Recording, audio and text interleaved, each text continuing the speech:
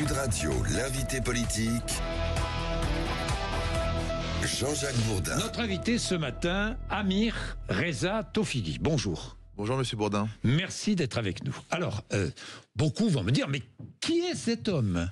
Je dis ça parce que vous n'êtes pas encore très connu. Qui est cet homme ? Eh bien, cet homme est président de la CPME. La CPME, c'est la Confédération des petites et moyennes entreprises. C'est considérablement important dans ce pays. Vous savez que sur Sud Radio, nous avons toujours défendu, j'ai toujours défendu moi-même, les PME. Vous représentez 240 000 entreprises, hein, c'est bien cela. Amir, ça veut dire éternel en persan. Je ne me suis pas trompé, non ? C'est éternel ou pas ? En fait, ça veut dire prince. Ça veut dire prince. Ouais. Prince, c'est éternel, prince. Mais un prince est sûrement éternel, en effet. Oui, un prince est sûrement éternel. J'avais vu en effet que c'était écrit éternel dans un journal. Oui. Alors, vous êtes président de la CPME. Votre parcours, et on va beaucoup parler des problématiques des petites et moyennes entreprises dans ce pays, la concurrence internationale, le budget, tout ce qu'on impose aux PME, de plus en plus souvent, et beaucoup trop, malheureusement. Et nous allons parler de tout cela, mais je voudrais commencer un peu par votre parcours, parce que votre famille a quitté l'Iran clandestinement pour s'installer en France. Vos parents ont fui d'abord le régime du Shah et puis ensuite le régime des mollahs. C'est bien cela, hein. Là je dis pas de bêtises. C'est exactement ça. Et vous vous êtes retrouvés... Ils n'ont pas fui le régime du Shah, ils étaient contre le régime du Shah, mais du coup ils étaient en prison à l'époque. Ils étaient en prison à l'époque, et ensuite il y a eu les mollahs, et là ils sont partis clandestinement. Exactement. Et pour s'installer dans l'Essonne, à Grigny. Exactement. À Grigny dans l'Essonne. Là, vous avez vécu dans un petit appartement, vous étiez nombreux, vous avez fait vos études, vous avez réussi vous-même professionnellement, vous avez terminé à HEC, et puis vous êtes devenu entrepreneur. En fait, vous avez toujours voulu être entrepreneur, quoi, si j'ai bien compris. Exactement. Ouais, depuis votre plus jeune âge. Bon, et vous avez réussi dans l'entreprise puisque vous présidez Vit'Alliance. Vit'Alliance, c'est une entreprise qui fait 200 millions d'euros de chiffre d'affaires, qui emploie 8500 salariés, 150 agences. C'est le service à la personne. C'est de l'aide à domicile pour les personnes dépendantes, exactement. Voilà, exactement, de l'aide à domicile pour les personnes dépendantes. Vous êtes aussi actionnaire de Hitch. Ouais, j'ai cofondé Hitch. Vous avez cofondé même, oui. Avec des amis de l'école. Ouais, voilà, Hitch, qui est application pour VTC. Bon, je vais arrêter là ce petit portrait. Pourquoi je l'ai fait ? Pour bien montrer que l'on peut réussir d'abord, quand on part finalement de pas beaucoup, si ce n'est d'une éducation et d'une volonté parentale et d'une volonté personnelle, on peut réussir. Vous avez réussi et vous êtes devenu président de la CPME. Pourquoi avoir voulu représenter les petites et moyennes entreprises ?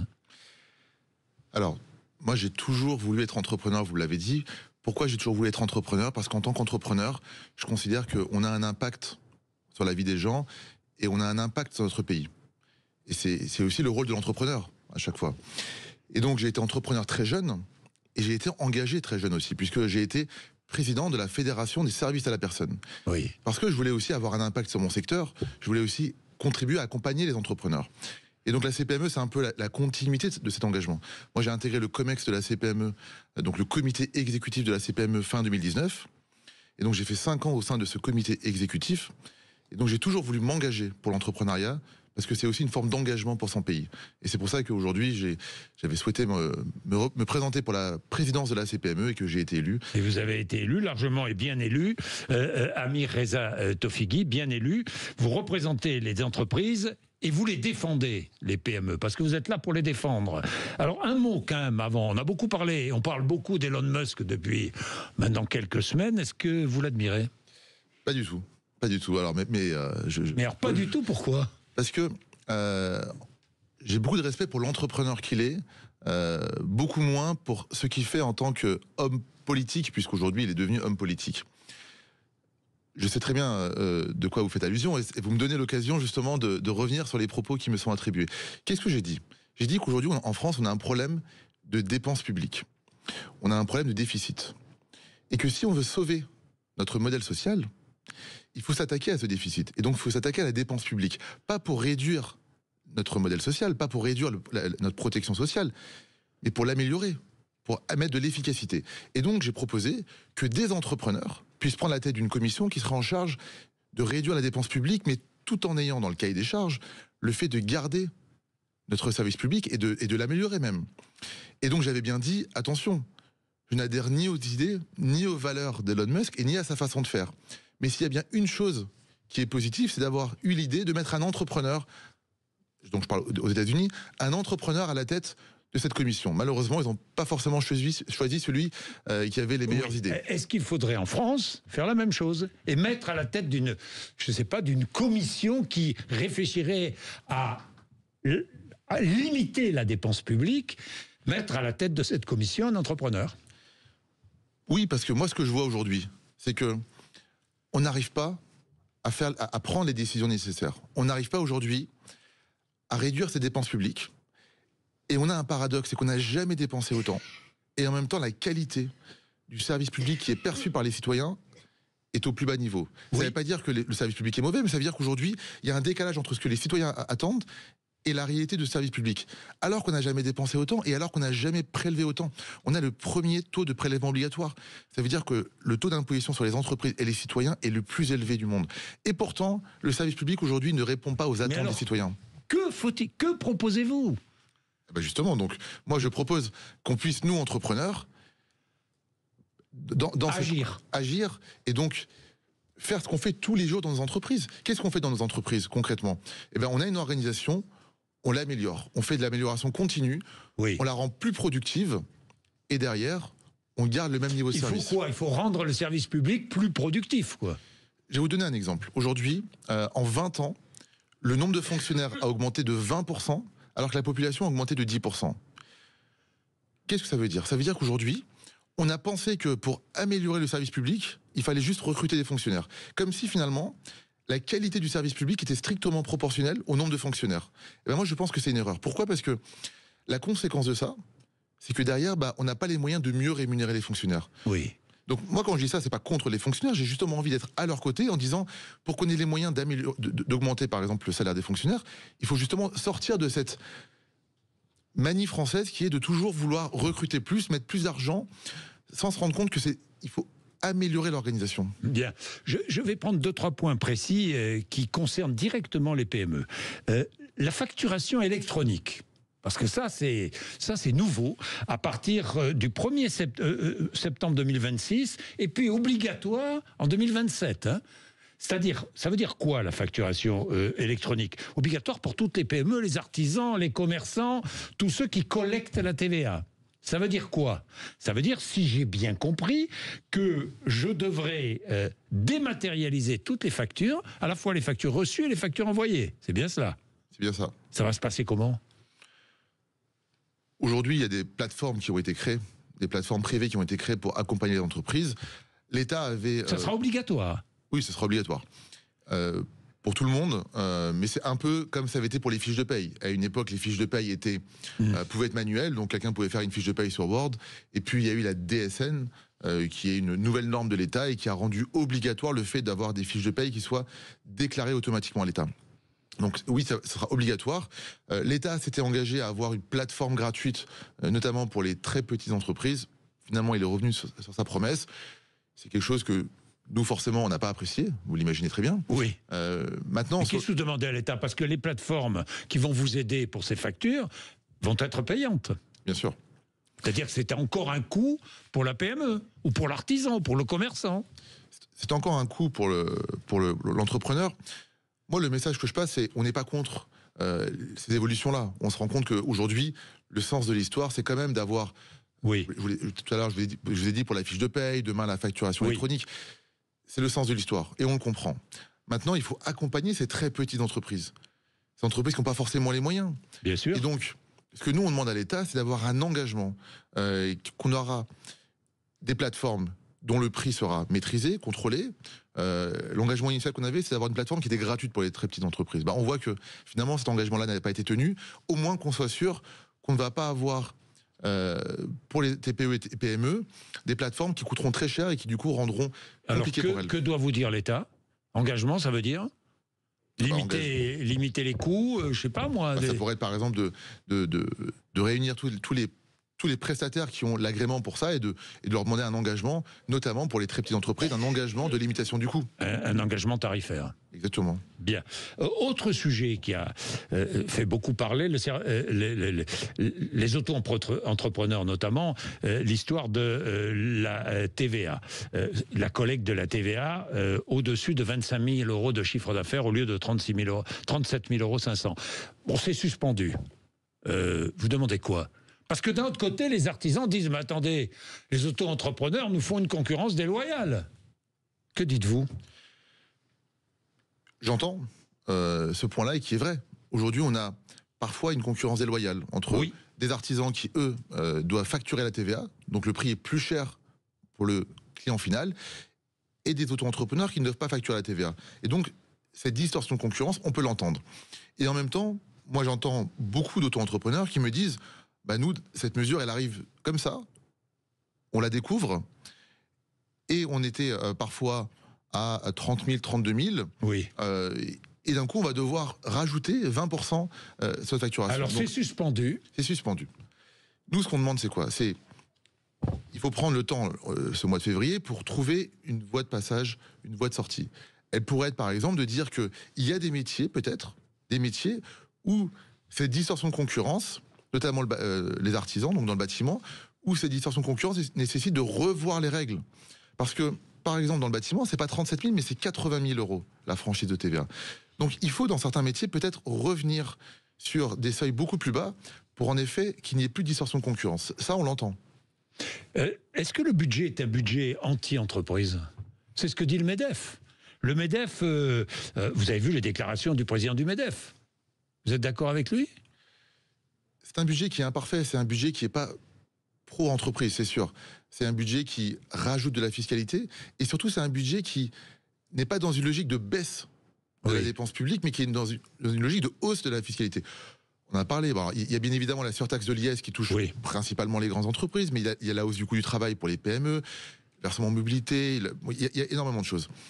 Maintenant, je pense qu'il faut réussir à passer sur le budget 2026. Pourquoi je vous dis ça aujourd'hui ? Alors que vous allez me dire, on est en février, attendez, le budget 2025 vient de se terminer. Que demandez-vous pour le budget 2026 ? Beaucoup de courage.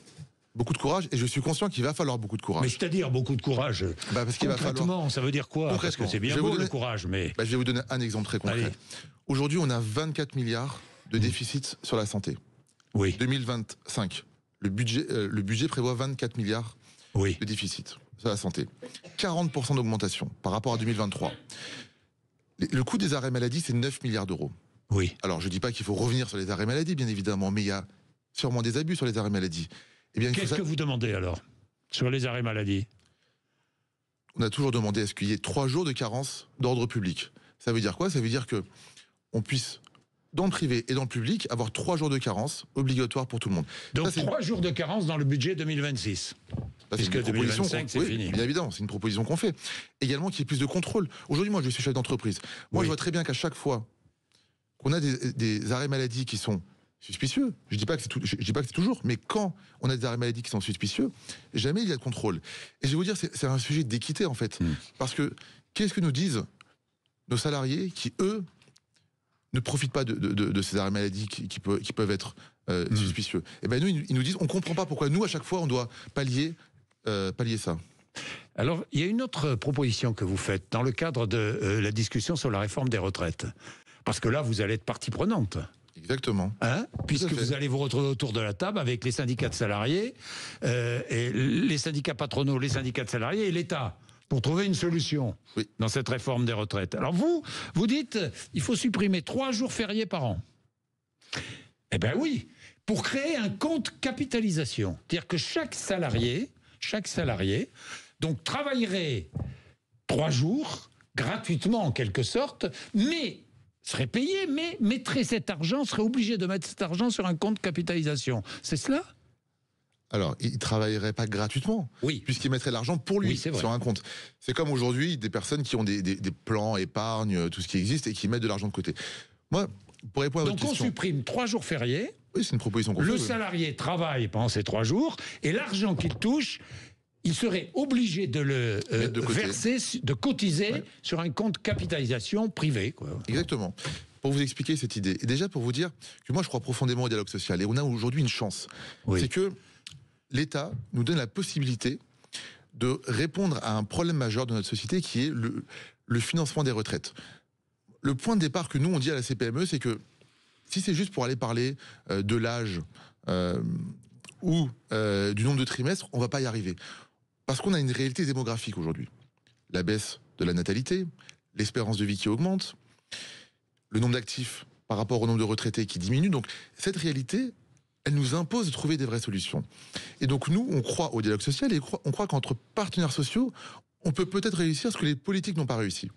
Et donc c'est quoi? C'est de dire, sortons du débat sur les 64, 63 ans, on n'y arrivera pas. On va gagner 3 ans. Moi, je souhaite qu'on gagne 50 ans et qu'on parle des 50 prochaines années. Et donc, pour ça, qu'est-ce qu'on dit? On dit que le système de retraite par répartition, qui est le système actuel, doit bien évidemment continuer. Mais qu'il faut y ajouter une brique qui soit une épargne populaire. Allez, je vais prononcer ce gros mot qui est la capitalisation. C'est un mot qui fait peur, mais qu'est-ce que veut dire ce mot-là? Il veut juste dire que chaque salarié va mettre de l'argent de côté pour sa retraite. Et comment on fait pour faire ça? Nous, on propose par exemple de mettre 3 jours fériés qui soient travaillés par les collaborateurs, mais que ces 3 jours fériés, l'argent de ces 3 jours fériés ne soit pas versé sur leur fiche de paye, mais sur un compte qui leur appartient à eux. C'est une des propositions qu'on fait, mais on est ouvert à d'autres propositions.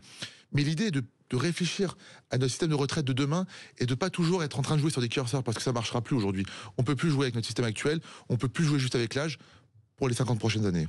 Bon, ça c'est vraiment très intéressant. Nous allons voir comment ça sera reçu par vos partenaires sociaux et même par le gouvernement. À propos des demandes des PME, il y en a beaucoup. Les freins, comment lever les freins à l'embauche?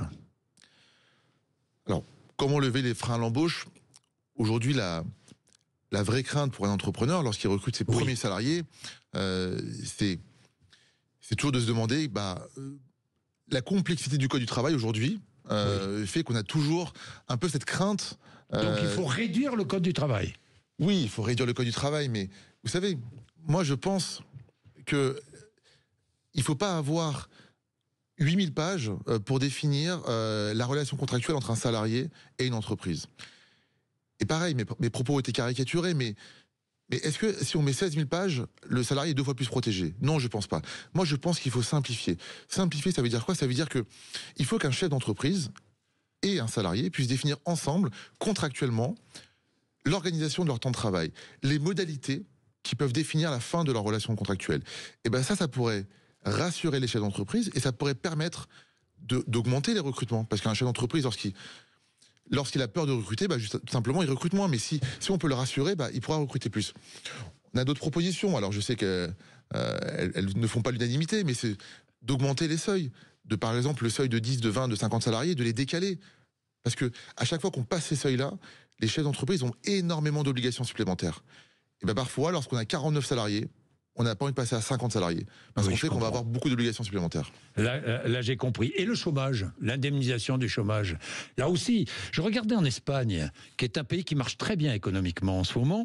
6 mois maximum en Espagne si vous n'avez pas d'enfant. Est-ce qu'il faut réduire la durée d'indemnisation en France? Encore la réduire? À quoi répond le chômage aujourd'hui? Il répond au fait de protéger une personne lorsqu'il va y avoir, à un moment donné, dans un moment de sa vie, une problématique parce qu'il perd son emploi. Maintenant, aujourd'hui, on a parfois des bassins d'emploi où on n'a pas besoin de 18 mois pour retrouver un travail. On a parfois des formations qui font qu'on n'a pas besoin de 18 mois pour trouver un emploi. Moi, je vous posais une question. Est-ce qu'il y a un cadre aujourd'hui, diplômé, qui habite à Paris, est-ce qu'il a besoin de 18 mois pour trouver un emploi? Moi, je pense pas. Par contre, est-ce qu'une personne qui n'est pas diplômée et qui est en province, dans une zone qui est sinistrée en termes économiques, elle a peut-être besoin de plus de 18 mois pour trouver un emploi. Alors, comment faire? Je pense qu'il faut adapter les règles du chômage pour qu'elles soient beaucoup plus liées à la capacité de la personne à retrouver un emploi. Parce que, en fait, l'assurance... C'est-à-dire, comment on pourrait faire? C'est-à-dire, je vais te donner un exemple. En fonction des métiers, en fonction du lieu géographique dans lequel on se trouve, en fonction de... Donc la durée d'indemnisation serait fluctuante. Ça peut être, en effet. Aujourd'hui, on a rajouté une durée d'indemnisation qui est fluctuante pour tout le monde en fonction du taux de chômage. Oui. Avant, c'était 2 ans. Maintenant, en fonction du taux de chômage, on passe à 18 mois. Oui. Voilà, on peut remonter à 2 ans si le taux de chômage augmente. Moi, je pense qu'il faut aller plus loin. Encore une fois, la question de l'assurance chômage, c'est de protéger les gens. Et donc, je prenais cet exemple-là, qui est de dire, est-ce qu'on doit protéger pendant 18 mois un cadre sup à Paris alors qu'on sait qu'aujourd'hui on peut facilement retrouver un emploi dans ces métiers-là, bah, la question se pose. La question est posée. Un ouvrier, encore une fois, dans une zone sinistrée industriellement, bah, je pense que là, il faut le protéger peut-être encore plus. On a beaucoup parlé de l'intelligence artificielle. Il faut la développer dans les PME, TPE, absolument. Absolument, mais c'est une opportunité gigantesque. Parce que beaucoup disent attention, danger, l'intelligence artificielle. Ça vous fait peur ? Vous craignez, je ne sais pas moi. Mais moi, je crains... soumission à la technique, aux nouvelles, je ne sais pas. Alors, deux choses. Moi, ce que je crains, c'est qu'on soit dépassé par les entreprises qui vont l'utiliser. Et que nous, à force de vouloir ne pas l'utiliser, on soit plutôt décalé par rapport à l'évolution du monde. Moi, ce que je vois aujourd'hui, c'est que on est un des pays européens qui a des champions, qui a peut-être des champions du monde demain de l'intelligence artificielle. On a parlé du Mistral, par exemple, Mistral AI, qui a été mis en avant pendant ce sommet. Moi, ce que je souhaite, c'est qu'on ait des champions européens. Et ce que je souhaite aussi, c'est que nos PME utilisent tous ces outils de l'IA. Aujourd'hui, on a un dirigeant sur deux dans les PME qui l'utilise, mais souvent, c'est utilisé une fois ou deux, et après, parfois, on ne l'utilise plus. Et ben, notre rôle à nous, ces PME, c'est d'accompagner, de sensibiliser les dirigeants, et aussi de favoriser l'émergence d'une offre européenne. Parce que je crois qu'on doit avoir une offre européenne. C'est important de ne pas dépendre des acteurs américains. Donc vous allez accompagner les PME. Exactement, on va sensibiliser les dirigeants, accompagner les PME. Vous les sensibilisez, vous allez les aider concrètement ou... Exactement. Par exemple, en leur montrant les cas d'usage. À travers les cas d'usage, c'est de prendre des exemples d'autres entrepreneurs qui ont intégré de l'IA dans leur process, des PME, et donc de sensibiliser les dirigeants à cette utilisation. Alors, dernière chose, il est temps de terminer, 66 000 faillites en 2024 de TPE, PME. 66 000. Combien en 2025 ? Ça va dépendre du contexte politique aussi. Aujourd'hui, qu'est-ce qui inquiète les entrepreneurs ? C'est d'avoir le sentiment qu'on va à chaque fois de nouveau avoir un nouvel impôt, une nouvelle taxe, qu'on ne sait pas vers où on peut se projeter. Et en plus, on a un contexte international qui est inquiétant. On a les États-Unis aujourd'hui, on a l'impression qu'il n'y a plus aucune règle demain ne sera respectée par les États-Unis. Et donc, on a besoin d'une Europe forte. Donc, pour répondre à votre question, on a besoin d'avoir une Europe forte si on veut répondre à ce défi économique qui va être de redresser notre économie en 2025. On a besoin d'avoir des politiques qui font confiance aux entreprises et donc de retrouver une politique de l'offre. Et on a besoin d'avoir des signaux forts par rapport au budget 2026 sur le fait qu'on va avoir une politique de l'offre. Pour l'instant, aujourd'hui, ces signaux, j'ai l'impression de les entendre de la part du gouvernement. J'espère qu'ils seront confirmés dans les prochains mois.